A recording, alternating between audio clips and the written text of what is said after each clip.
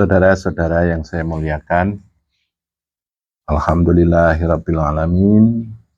Segala puja dan puji syukur saya haturkan kehadirat Allah Subhanahu wa Ta'ala, karena pada kesempatan hari ini saya bisa hadir kembali untuk menyuguhkan video-video di channel YouTube kami, channel Sambung Rasa dengan Gus Rafiq. Dan mohon maaf karena akhir-akhir ini saya jarang mengupload video, dikarenakan saya sedang menjalani satu kewajiban untuk bertirakat dan beriadah untuk diri saya pribadi. Saya berharap kedepannya nanti saya bisa lebih aktif untuk mempersembahkan video-video di channel kami, dengan satu harapan, semoga video-video yang kami haturkan akan bermanfaat buat sedulur, saudara-saudara semuanya yang mengikuti perkembangan channel YouTube kami. Saudara-saudara yang saya muliakan, adapun pada kesempatan hari ini saya akan menghaturkan satu firman Allah yang menyebutkan ud'uni fastajib lakum. Berdoalah kalian kepadaku, maka aku akan mengabulkannya buat kalian. Dalam faktanya, doa-doa itu akan mustajabah atau tidak, itu tergantung dari pribadi-pribadi yang berdoa. Pada kesempatan hari ini saya akan menghaturkan bagaimana tata cara agar doa-doa kita lebih mustajabah dan insya Allah akan menembus titik kemustajabahan itu. Bagaimanakah caranya? Salah satu caranya yaitu dengan sedekah doa. Kita tahu yang namanya sedekah, dalam persepsi kita, yang namanya sedekah adalah memberikan sebagian dari rezeki kita untuk orang lain, untuk makhluk lain. Bisa juga memberikan sumbangsih tenaga kita, pikiran kita, untuk orang lain ataupun makhluk lain. Pada kesempatan hari ini adalah kita menyumbangkan, mensedekahkan, mendarmakan doa kita untuk orang lain, untuk makhluk lain.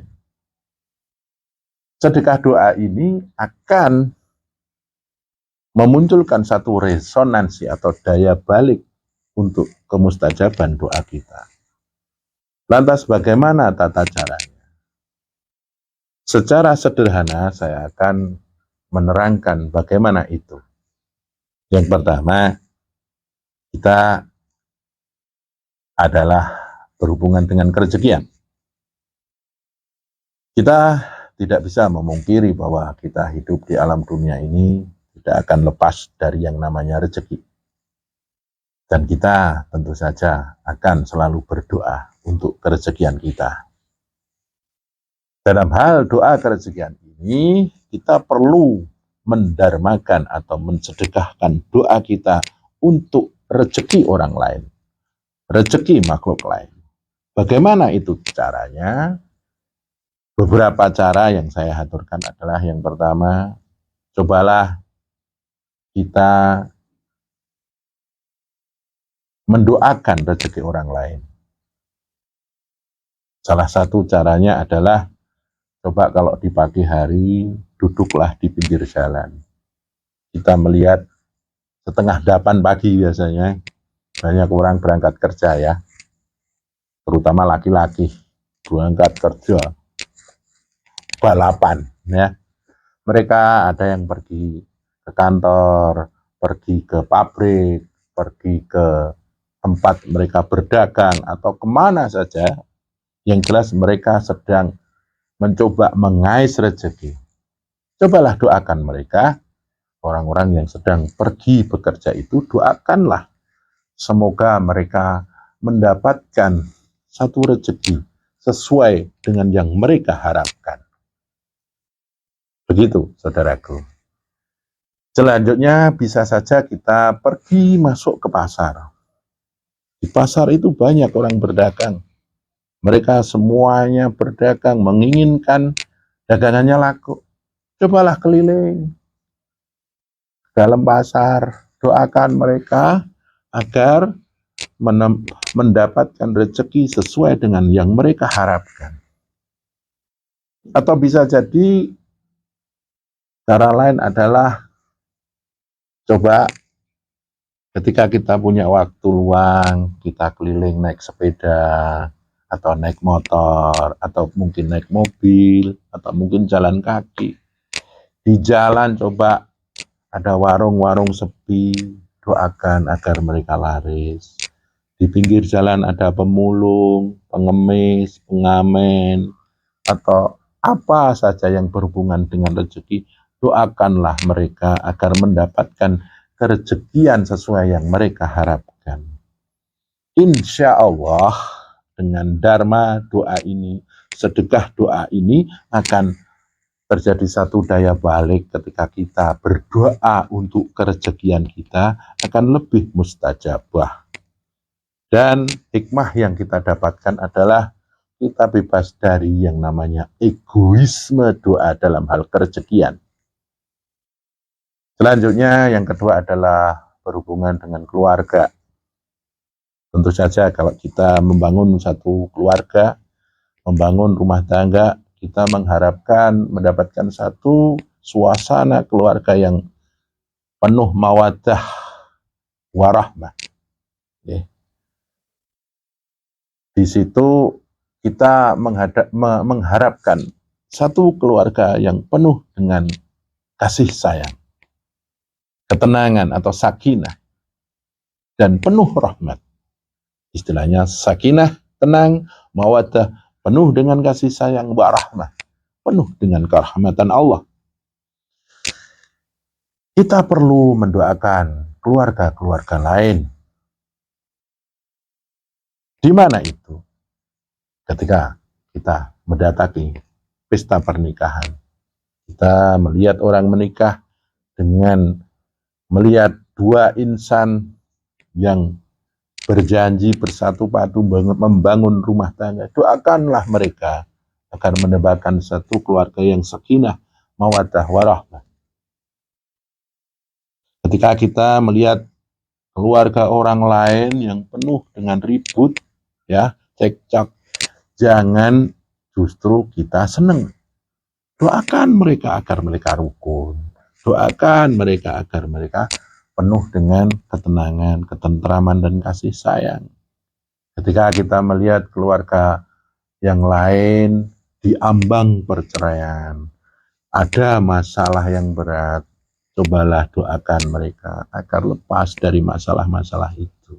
Hal itu akan terjadi juga ada satu resonansi daya balik untuk kita berdoa pada keluarga kita untuk menemukan satu keluarga yang tenang, sakinah, mawaddah, penuh dengan kasih sayang, warahmah, dan rahmat Allah. Selanjutnya yang ketiga adalah berhubungan dengan anak keturunan kita, anak cucu kita. Tentu saja selaku orang tua kita menginginkan anak kita, keturunan kita, soleh dan solehah.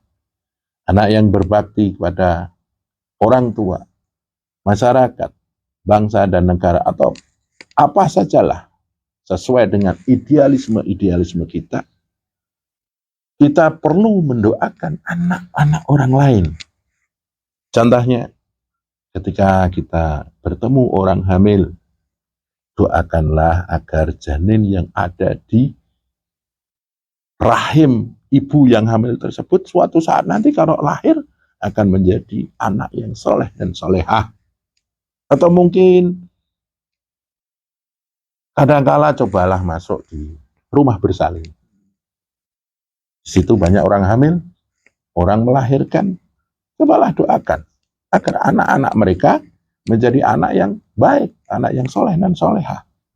Atau bisa jadi masuklah ke sekolahan dari PAUD, TK, SD, SMP, SMA, atau kuliah. Doakanlah mereka agar menjadi anak-anak yang membanggakan orang tuanya. Insya Allah itu akan mempertajam doa kita untuk anak turun kita juga.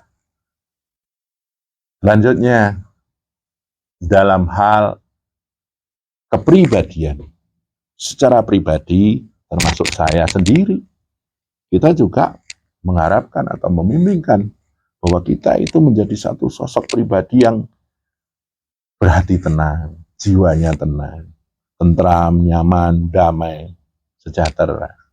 Cobalah kita mendoakan pribadi-pribadi orang agar mereka menemukan satu titik kedamaian itu, titik ketenangan itu, titik kesejahteraan itu. Insya Allah ketika kita doa untuk pribadi kita, itu pun akan mustajabah. Sedekah itu akan membawa satu resonansi, satu daya balik.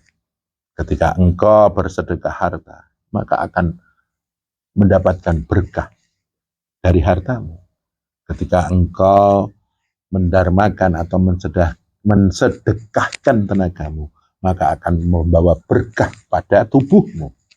Ketika engkau mensedekahkan pikiranmu untuk memberi pencerahan-pencerahan kepada orang lain, memberi satu solusi-solusi kepada orang lain, itu akan membawa berkah pada ilmu-ilmumu. Dan yang tadi yang saya bahas adalah ketika engkau berdoa dan mendarmakan, mensedekahkan doamu pada orang lain, maka doamu akan menembus titik keberkahan. Salah satu berkahnya doa adalah titik mustajabah, titik pengkabulan. Dari sini kita akan satu mempertajam berkah dalam hidup kita. Selanjutnya kita akan lepas dari yang namanya titik egoisme. Dan selanjutnya kita akan menjadi satu insan yang sedang berproses menuju satu titik pendewasaan, titik kebijaksanaan. Insya Allah semakin kita banyak berdharma, semakin kita banyak bersedekah, itu akan membawa satu titik berkah yang lebih maksimal dalam hidup dan kehidupan kita. Begitu saudaraku, itu tadi hanya sekelumit macam-macam doa. Banyak sekali warna-warna doa. Banyak sekali tipikal-tipikal daya-daya doa yang di situ perlu untuk kita menembus yang namanya titik mustajabah. Maka dari itu, jangan segan-segan untuk mensedekahkan doa kita kepada orang lain, kepada makhluk lain. Loh, kok makhluk lain? Contohnya tumbuhan. Setiap hari kita makan tumbuhan. Doakanlah tumbuhan dengan ucapan atau mungkin dengan perbuatan. Ada tumbuhan yang kekeringan, cobalah kasih air agar tumbuh dia. Binatang, kita sering makan binatang, makan hewan. Cobalah kalau ada hewan lapar, doa kita dengan lisan, kalau dengan perbuatan, kasih makan hewan-hewan yang lapar. Insya Allah resonansi sedekah akan membawa berkah kepada hidup dan kehidupan kita. Begitu saudaraku, kurang lebihnya mohon maaf dan semoga bermanfaat. Matur nuwun.